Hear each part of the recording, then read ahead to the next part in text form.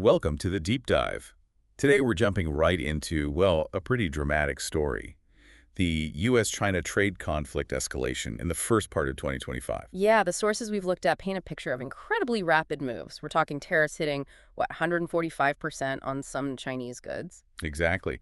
And China firing back with a blanket 125% on all U.S. imports. It's kind of staggering. It really is. So our mission today is to unpack how this happened so fast, the reasoning behind it, and crucially, what it actually means. For the global economy and maybe even for our listeners. Definitely. Let's track the timeline. It really started heating up in February 2025. Right, that first U.S. move, a 10% tariff hike. The stated reason was fentanyl precursors. That was the official line. China's response was pretty targeted, though. They went after U.S. energy and machinery sectors. And that wasn't the end of it. March saw another 10% hike from the U.S. And China then aimed its retaliation at U.S. agriculture. You can see the pattern emerging. But then April, things really went into overdrive. Oh, absolutely. April was the turning point.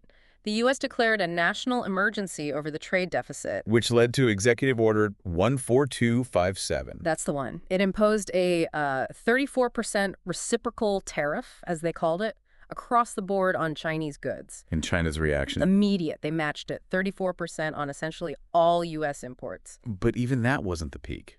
The escalation within just 1 week in April was wild. It really took off. The U.S. first threatened another 50%, then quickly hiked tariffs to 84%, and then boom, 125%. Wow. And China matched every single step. By April 12th, you had this situation, 125% tariffs from China on all U.S. goods. And the sources mentioned the use of IEPA, right? The International Emergency Economic Powers Act. Yeah, that act allows for really swift executive action. It bypasses some of the usual checks and balances in these emergency situations. Which explains the speed. I mean, just imagine goods costing more than double, practically overnight. What drove such an extreme reaction? Well, the stated U.S. rationale focused on the trade deficit, fentanyl, national security, and this idea of forcing reciprocity. Using IEPA was the tool to apply that maximum pressure very, very quickly. Okay, but it wasn't just tariffs, was it? The conflict broadened. That's a key point. No, it went beyond tariffs. The U.S. started targeting those low-value e-commerce shipments, The de minimis threshold stuff that usually lets small packages come in duty-free. Exactly. Suddenly, those could face duties up to 120% or even a flat $200 per item. Think about the impact on online shopping. Huge. And China's counter. Very strategic. They hit back with export controls on 7 critical rare earth elements. Oof. Stuff needed for high-tech manufacturing, defense. Precisely. A direct hit at key U.S. sectors. Plus, both sides ramped up company blacklisting and investigations. It became a much wider economic conflict. So let's talk fallout. What are the projections saying about the economic damage? They're pretty sobering. For the U.S., sources suggest a potential GDP hit of around 0.9 to 1.1%. Which translates into jobs. Potentially around 740,000 job losses. And for consumers, a significant price hike. Maybe $3,800 to $4,700 in extra costs per household annually.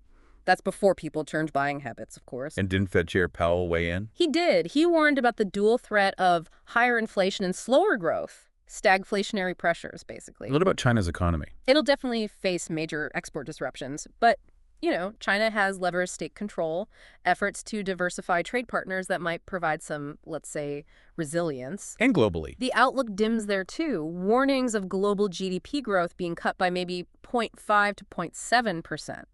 Market volatility, fears of recession spreading. It's not contained. These aren't just abstract numbers. They mean real impacts on people's jobs, the prices they pay. Absolutely. There was an interesting detail about exemptions, though.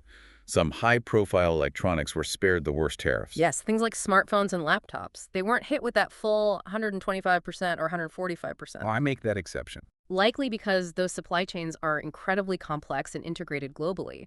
Ripping them apart instantly would be chaotic and cause immediate massive price spikes for U.S. consumers. It reflects a certain pragmatism, perhaps. It also highlights the strategy, doesn't it? The U.S. seemed to isolate China with these extreme tariffs while pausing hikes on other countries. Right. It suggests a very targeted pressure campaign specifically aimed at Beijing rather than a blanket global tariff increase. Which brings us to this idea of a war of attrition.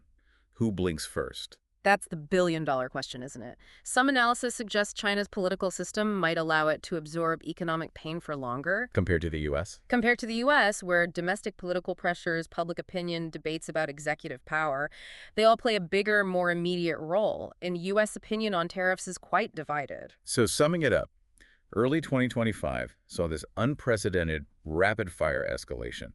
Huge tariffs, new non-tariff battlegrounds like rare earths and e-commerce. hmm With significant projected economic damage for both the U.S. and China, and ripple effects globally speeding up this whole decoupling trend. And the political willpower, the ability to endure the pain on each side, looks like it's going to be absolutely crucial going forward. It really does seem like a test of resilience. Which leaves us with a pretty big question to ponder, doesn't it?